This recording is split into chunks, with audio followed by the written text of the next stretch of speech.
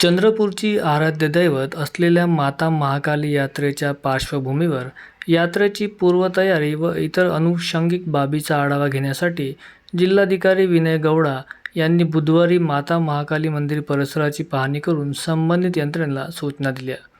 जिल्हाधिकारी गौडा म्हणाले, माता महाकाली यात्रेसाठी इतर राज्यातून तसेच परराज्यातून मोठ्या प्रमाणात भाविक येत असतात. त्यामुळे गर्दीवर नियंत्रण ठेवण्यासाठी भाविकांचा प्रवेश आणि बाहेर निघण्याचा मार्ग स्वतंत्र असावा.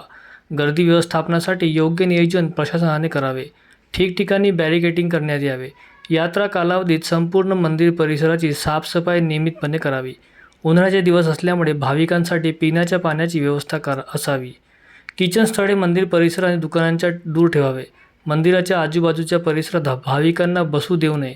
सर्वांनी रांगेत दर्शन घेऊन बाहेर निघावे. आरोग्य विभागाने प्रथमोपचार, वैद्यकीय सेवा तसेच 24 तास रुग्णवाहिका व अग्निशमन सेवा उपलब्ध ठेवावी.